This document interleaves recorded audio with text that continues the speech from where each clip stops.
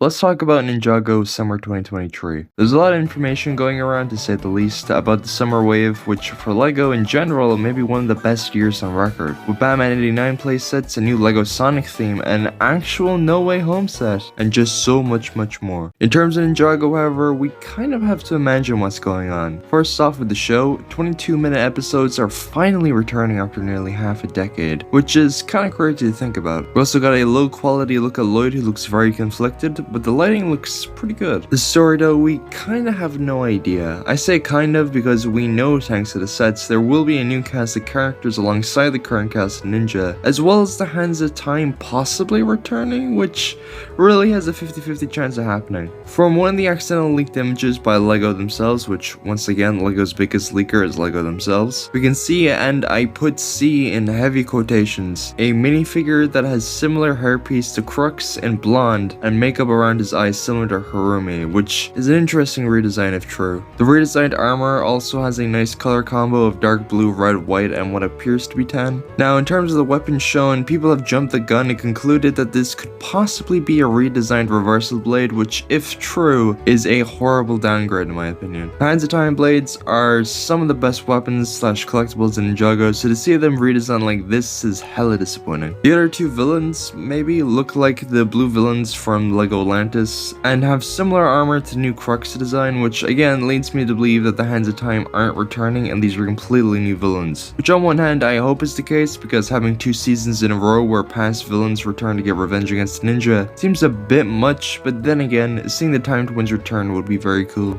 In terms of Ninja in this set, which I suppose I should say this is set 71794 Lloyd and Aaron's Ninja Team Mechs, which is confirmed at this point and is retailing for 80 bucks, which I think is fine, but I'll have to wait for better pictures to really sell in a price opinion. The Yellow Ninja, or Knight I guess in this case, is confirmed to be Aaron, who we know nothing about other than he could possibly be related to the Ninja in some way, as he has a dragon design found in Legacy 1 Lloyd's back, so potentially this could be a new elemental master, or my theory, descendant of the Ninja, which again links back to the whole idea of the Hands of Time returning, or who knows, he could be an ancestor of the Ninja, which would make more sense given his knight armor, but then again, he does have a grapple gun and also could just be from Shintaro or Metalomania. His mech gives off Gen 1 Bumblebee vibes, and also maybe has a new mold for the cockpit of the mech, which you love to see. Lloyd's new design looks good, although a bit too basic looking. His weapon looks like a cluster of spare parts as well, which yeah. Anyway, his mech looks like the salvage mech from Seabound on steroids, and gives off major pit droid vibes with the eye attached to the hat thing. The feet look incredibly weird because for some reason it's on stilts, which you can immediately see potentially screwing with the stability and balance of the mech, which sucks if true. The knees are insanely thick with 2 C's, like Zam. The chest, however, is the real questionable part of this set, because there seems to be either an exposed Technic axle or a blue spring-loaded shooter, which either way is atrocious, god damn. The chains on the arms are a bit much if we're being honest, although I don't necessarily mind the tactic of using sails to hide exposed parts in the mech. The sword spear thing though is overcompensating at its finest. The only other leaked design we have is Kai, who looks a lot like Lloyd, just recolored, and a thing I just noticed too is that Aaron has a normal face printer's helmet, but Kai and Lloyd have those weird mask prints similar to the Prime Empire suits from 2020. He's got a slightly better looking sword though. The other 2 minifigures are Roz with an S, who has a repurposed Vengestone headpiece, which is interesting, but doesn't really fit with the rest of the figure, but it's whatever. Same with his weapon, which definitely fits cool. The other minifigure is Roz with a Z, who has a phallic looking helmet to say the least,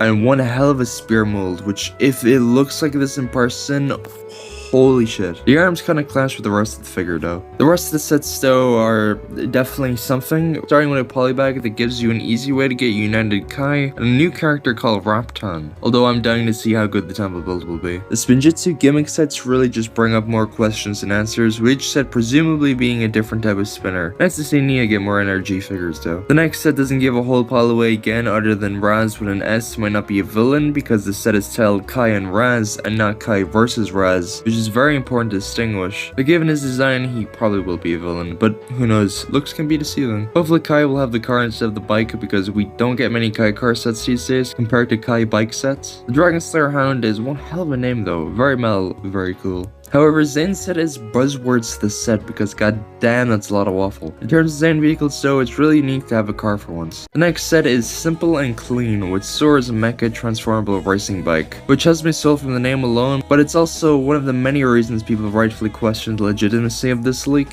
Fingers crossed the transformation feature is as simple and clean as LEGO Optimus Prime's transformation. The Lava Dragon could be a Cole and Kai fusion dragon, but the transformation part has me very intrigued, although the set name sounds like a transformer. Now this set is where we get the tinfoil hats out. I'll give you time. My theory is that the ore parts of the golden weapons could be the dragon cores, which in turn could be the power source of the golden ultra dragon from Crystallized. But then again, the temple part of the set kind of has me second guess that theory, unless it's a situation where the temple itself is spawned to existence when the golden weapons return to their purest form, which saying that out loud sounds like a lot of stretching. The Empress Mecha also feels like it throws out the idea of the Titan Twins returning this season, unless she's a replacement for General Makia, Ragamunk, and Bunk, which, considering the state of the Iron Doom after Golden Hour, seems very likely. Getting an elemental dragon for the first time since like 2016 is really crazy. Alright, apparently the Destiny's Bounty Rise Against Time is going to be $120, but it's really hard to find a source on that, so keep that in mind. But it seems likely, given the Legacy Destiny's Bounty was around the same price for $15 more. The Rise Against Time part once again raises the question of the Titan Twins returning, which again may be the case, but we'll have to wait till like late April or May at the earliest to find out with set leaks. The final Ninjago United set we know of is Nia and Aaron's Baby Dragon Battle, which again just raises how good a chibi dragon build in LEGO could look. But honestly, I'm really excited and curious about this upcoming wave. But at the same time, I can definitely see this wave being a bit of a stinker. However, we're not done yet. The final Ninjago set of the year, unless we get an employee Christmas set like 2021, which I doubt, is the Ninjago City Markets for €360. First off, hell yeah, we're getting a new Ninjago City set.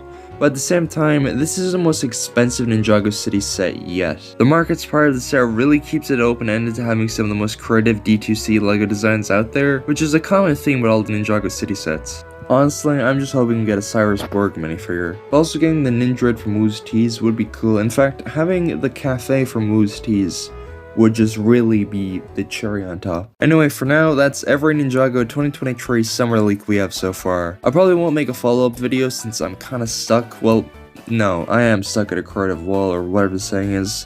Leave me some video ideas in the comments and I'll heart if it's interesting enough. But until then, see ya.